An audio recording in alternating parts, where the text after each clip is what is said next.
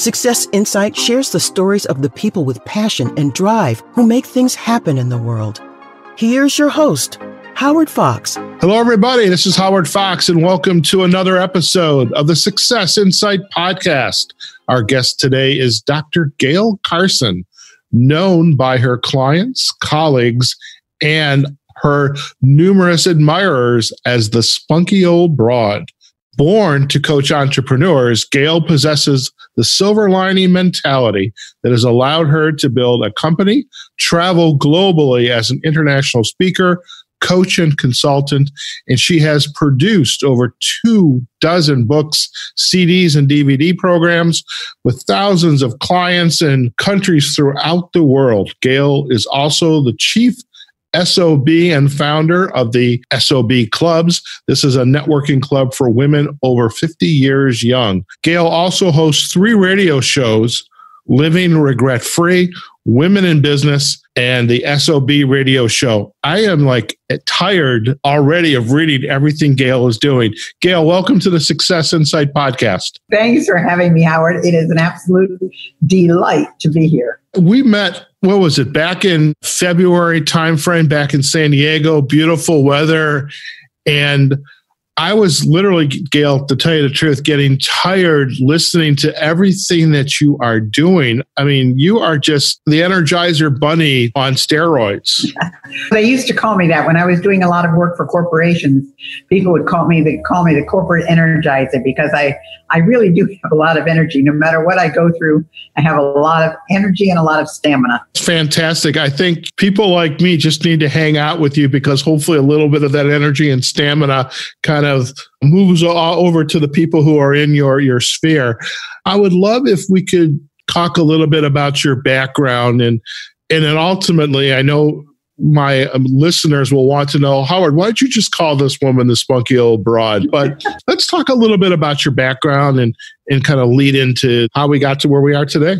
Well, I mean, I don't know how far back you want to go, but I've kind of always been a performer. I was first on stage at the age of 3. Okay. When I was in my first dancing recital, and I was January, so I was the first one out because they were doing the months of the year. And I did a somersault. My crown fell off. I put it on evidently backwards, my mom told me, and the audience was laughing hysterically. And I put my hands on my hips, told the piano player to stop, waited for everybody to calm down. When they did, I told them to start again and finish my dance. And my mom told me, I knew I'd never have to worry about you after that. So that kind of was my growing up time. When I was 13, I got my first job. I had broken 22 pair of glasses. And my father said, if you're going to break another pair, young lady, you're going to buy them. And I picked up my 23rd pair, came down from the optometrist's office, put them on the seat of the car, and promptly sat on them and broke them. Oh my. So the only thing available to a 13-year-old was babysitting, which I'm not very good at. And I asked if I could go through the newspaper and get a job. My father said, well, if anybody will hire you. And I became an Avon lady at 13, became the top salesperson in our whole area. Of course, I was young and little, and people were home. It was the 50s. I knocked on doors. They let me in. I sat down on the sofa, and I wouldn't get up until they bought. That kind of started until I went to college. I always created my own jobs. I worked in a summer camp as a dance, drama, music teacher, wrote the show at the end of the year, worked in a radio station, just did a lot of things. And when I graduated college, which I did at 20, right 5 days after I graduated college, I went to Miami because I wanted to be warm. I don't blame you there. 2 weeks to make it. On the 14th day, got the job I wanted, and 8 months later owned the company. Oh my. And that's kind of how it just went. And then I built that up from one small modeling school to a chain of career schools, a talent agency that was SAG and AFTRA, a convention service company where we service conventions with theme parties and tours and industrial shows and so forth in South Florida. I ended up with 350 people with all the different divisions. Did that for 21 years, sold it, went into speaking full-time, spoke in 50 countries, 49 states. That started the coaching, writing, and then 10 years ago, I started the Spunky Old Broad. Oh, my God. So you did all that in just a couple of minutes. So I'm exhausted because the beauty of this format is, you've kind of shared out the created the landscape, the context. So now we get to go back and revisit a couple things. And first of all, where did you grow up? I grew up in Albany, New York. I knew you were going to say New York. I'm thinking it was at the upstate New York. You got all the places. I'm thinking Mrs. Meisel, the resorts, the resort communities. Yes, yes. As a matter of fact, I didn't go to my high school. In fact, I didn't go to my high school, my college, or my graduations. I didn't go to any of my graduations. I was so glad to be done. But when my high school graduation was going on, I was actually at Grossinger's in a dance competition, which I won. So, oh my God. So you were like the original Mrs. Meisel. Exactly. Oh my God. Or Miss Meisel at the time. So you ended up in Florida, and I can't blame you there because the weather, I'm in Chicago right now, and I'm actually freezing right now, and I can't put the heat on because the heat will go on and off and it's going to upset our audio. So I'm like freezing right now. I've got my wool sweater. I do like wool. So there's a silver lining for me. So you got down to Miami. There 2 weeks. You got the job on the last day. Tell us more about what was the job? Well, it was working in a modeling school, and I went through all the modeling schools. Okay. When the owner of this one called me, she said, "Gayle, you are going to make money for somebody, and it might as well be me." And I was 20 years old. I mean, I was young, fresh out of college, and it was making, by the way, $13 a week. So while I was trying to figure out how I was going to live on $13 a week, well, what I did was I actually stayed every night to learn what she was doing. And within 30 days, I had figured out how to make $100 a week. So it went from $13 to $100 a week in 30 days. And then 8 months later, I bought the company. Oh my gosh. I mean, that's amazing. One thing I noticed too, as you were creating this context for us, you've had this entrepreneurial spirit probably since the day you were born. Absolutely. It's funny because I always said to my mom, I'm never going to get married, which I did get married, but I said I'm never going to get married, and I'm always going to have a career, and I won't work for anybody else because I can't do something that's stupid if somebody tells me to do it. So if I'm going to do something stupid, it's going to be my own stupidity.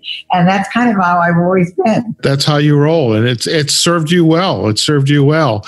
Now, when you eventually sold the business and you've created this new persona, the Spunky Old Broad, tell us about that. Where did that originate from? Well, actually, that came after my speaking career. When I was on the road speaking. Well, let's talk about that first then. Okay. I went on the road. Well, I had always spoken to promote my businesses. That's how I built my company. I had done 10,000 free speeches before I ever got paid for speaking. I took the subjects. I mean, I was a business owner. I never had a business course, but I was a business owner. I had built this business. So I spoke on leadership and team building and customer service and negotiation. And that's what I did. I went into corporations, I went to associations and did programs for them and did 135 programs a year for 20 years. That's a lot. That's a lot. And that's when I was in 50 countries and 49 states. And when my husband got sick, I said, why am I running around like this when we love each other and I should be home? Not home, but more with him. And also, truthfully, companies loved me, they paid me, and they didn't do anything with any of the stuff I gave them. They were same old, same old. So I just said, I want to have some meaning where I'm leaving some kind of legacy. That's when I created the Spunky Old Broad. Okay. I do have to say, people are still paying for programs and they're still not doing what they learned. So that has not changed, I don't think. So in creating the Spunky Old Broad, how did that begin? Because you don't just wake up, you're a spunky old broad. Were people describe you as spunky? Well, I've always kind of been out there. And so I was sitting in the back of a meeting, the Florida Speakers Association, and there were a bunch of us in the back of the room, and we were just being a little loud. And so I was shushing everybody. And then I said, but we're just a bunch of SOBs, spunky old broads. And that's where it started. And of course, I trademarked it, built on it, and now that's me. But it is who I am. I am a spunky old broad. I'm spunky, I'm old, and I'm a broad. There you go. I mean, it's serving you well. So with the spunky old broad and the trademark and the image and the persona, what are you doing with this? And who is your audience? I mean, is it the women who are over 50 or is it anybody? Well, I have two distinct markets that kind of merge. I have the over 50 woman, and I'm all about their reinventing ageism. What does it really mean? And then I have the media market, because I do the 12 radio shows every month. And I also teach a course. I have an online program, Get on TV, how to get on television. And I train people for the media. But one of the suggestions that one of my mentors gave me the other day was to create a program on how to get on television for the woman over 55, because she coaches a lot of people who are in that category who believe they are too old to go on TV or make an impact, and that's just ridiculous. So I'm creating a program for them. What would a program like that include? I mean, what are maybe some of it is still up in the head, some of it is down on paper, but what would be your vision for that? What are the components you think are going to go into that? Well, they have to know how to do a segment proposal, which is what's going to get them noticed by the producer. They've got to know how to act on camera. They need to know what clothes to wear, what image to project, what props to use, how to deal with the camera, how to deal with the host, proper posture, positioning, gestures, a whole bunch of things. So everything goes into it. And frankly, the older they are, the more credible they are. You see these young, beautiful 25-year-olds on TV, and you think, what have they really gone through? Then again, some of them are doing extremely well, so you can't argue with that. But age does bring wisdom. Yes, it does. And looking back at the people whose lives you've impacted through this work, I mean, what are some stories that maybe you can share, a couple of success stories, so to speak, the hero's journey? I mean, they wanted something, they're struggling, they didn't know how to get it. They met the Spunky Old Broad and their lives changed. What are some stories you can share? Well, not even getting into specifics, but one of the most interesting parts of that is that people very often think they want a certain thing. And then when you unwrap it, it turns out to be something entirely different that gives them satisfaction and happiness and success. So I think one of the greatest things that I've been able to do is unravel what a person's true destiny is. And that's the key for me, is that you may go in thinking one thing and you turn out doing something different, because I have one person that I worked with who wanted to be a speaker for a particular cause, let's just say a particular cause. And she would have done very well there, but there was no money there for her. And it would have been different if she was looking to do it as an avocation and wanted to have an impact in that particular thing because her mother or father or someone had had this particular affliction, but she wanted to make money at it. And I quite frankly told her that's not where you're going to make it, because they don't pay for things like that. So sometimes it's clarifying the direction that they're going so that they can experience the success that they want. When you're first meeting your client and they've got their vision of what they want, and then there's the conversation, how do you help them unpack, here's my desire, but here in fact is where reality sits. Now let's build and create this new reality. Howard, it is not easy, because unfortunately I'm very authentic and very honest. So if somebody says to me, this is what I want to do, and I anticipate a 6-figure income from this, I'm going to tell them it's not going to happen. I mean, it could, and maybe way far away something, but in reality, probably not. I have to admit that sometimes they don't go any further with me than 2 or 3 sessions, because I'm not telling them what they want to hear. But I cannot live with myself, as some coaches do, that pump you up and tell you all kinds of things, and it's just never going to happen.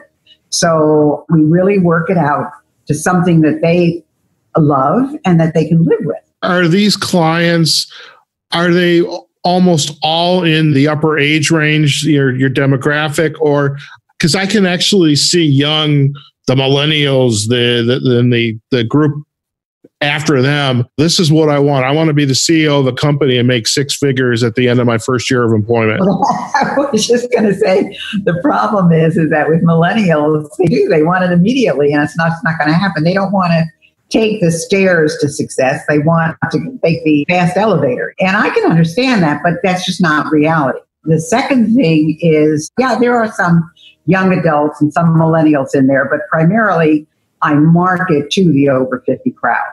Excellent. And obviously you've been very successful and you're continuing to do the work because you're staying pretty darn busy. How are you incorporating some of the other work? I mean, you're still doing speaking. You are a podcaster extraordinaire. So from the bottom of my heart, I'm grateful that you are here on my podcast because you have hundreds, maybe it's thousands, of podcasts. You've got Living Regret Free, Women in Business, and the SOB Radio Show, 12 episodes a week, right? No, 12 a month. 12 a month. Okay. That's a lot. That's a lot. Tell us about the shows. I mean, let's kind of dissect each one of these. Well, the Women in Business show is where I interview women who either own their own business or are senior managers. And we talk about the obstacles, we talk about the roadblocks, we talk about their successes. What did they do? What impact have they had? Where do they want to be in 3 to 5 years? That kind of thing. The Living Regret Free, I interview both men and women who can show you how to live a happy, joyful life.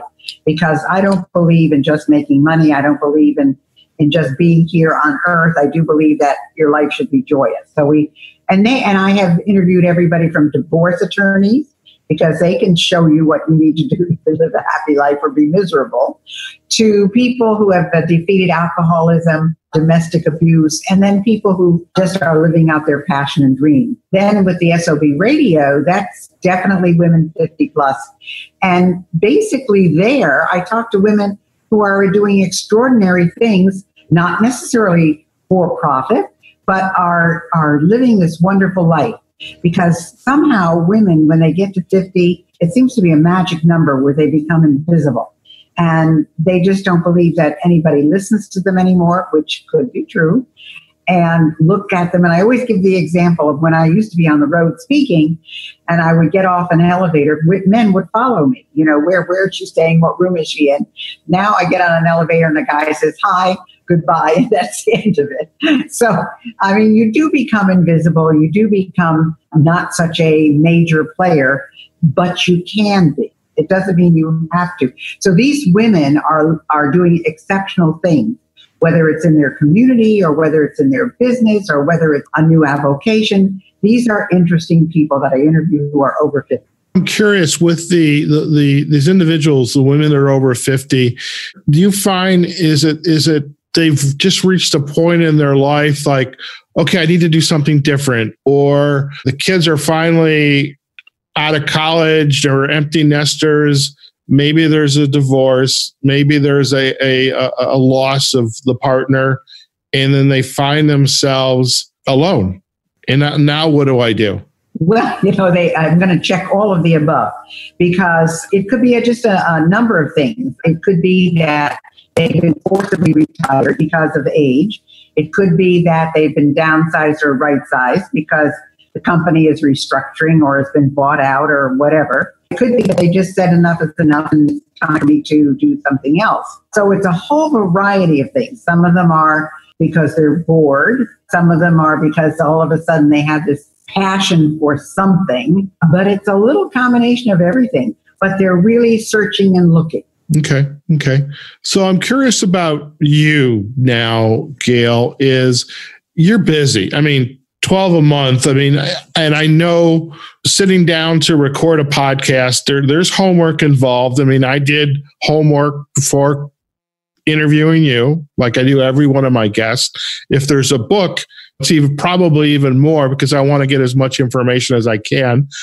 We have to produce the podcast. We have to recruit people to come onto the podcast. So you got a lot of time invested in these podcasts. You've got your speaking work. You've got your home in California, Miami. You got your cat back in Miami.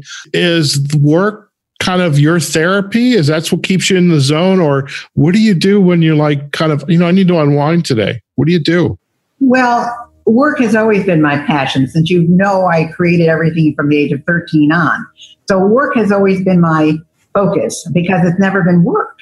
It's always been play, and that's what I want to do. Not that I didn't work very hard to put in the hours. It's just what I love doing. And when I stopped loving it, then I did something else. I do it because I love doing it.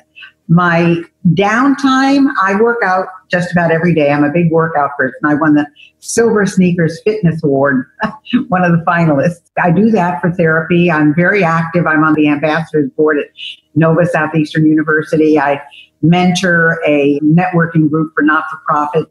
So I have a once a month meeting with them for 3.5 hours. I do love spending time with my cats. I'm a big animal nut.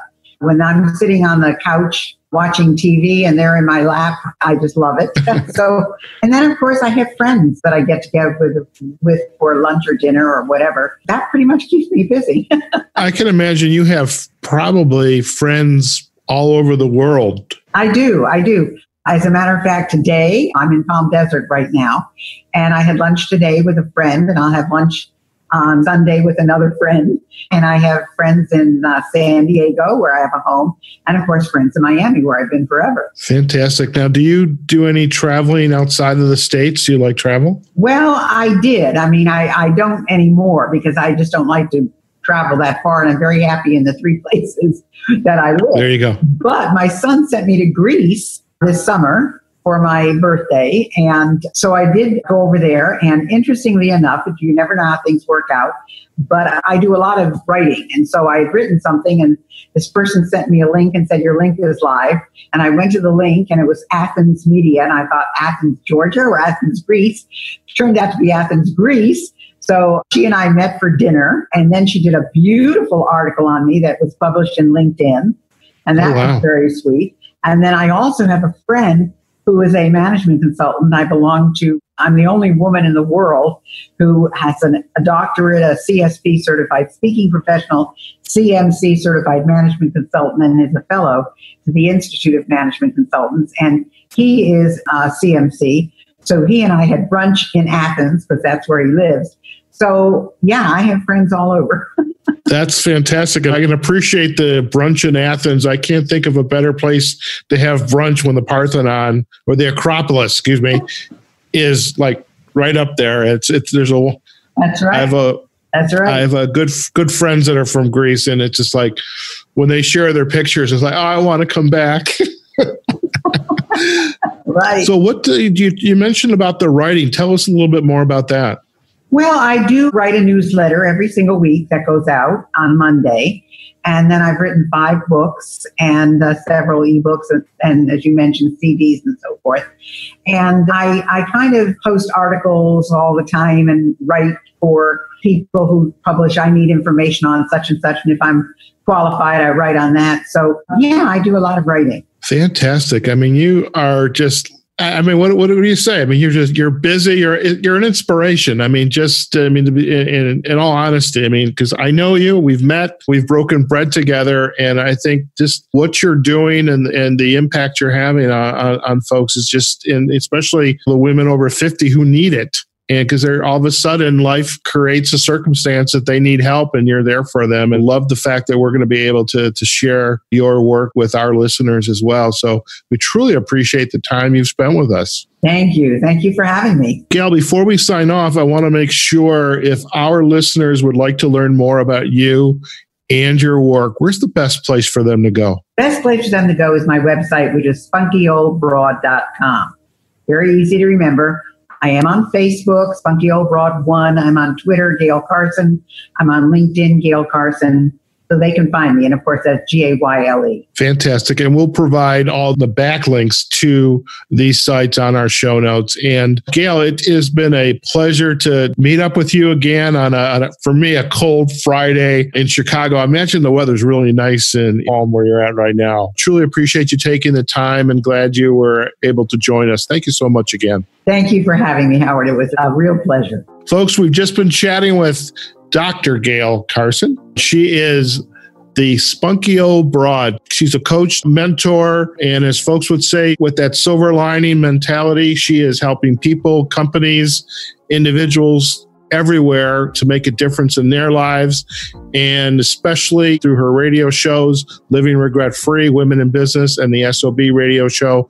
She's just a whirlwind, and like I said earlier, the Energizer Bunny, and we're so happy and grateful that she was able to spend some time with us today. So definitely check out the podcast, check out her websites, spunkyoldbroad.com, and we'll provide the links to that, as well as Facebook, LinkedIn, Twitter, and anywhere else. So as I say every week, every episode, wherever you are, whatever you're doing, go out there and have a phenomenal day.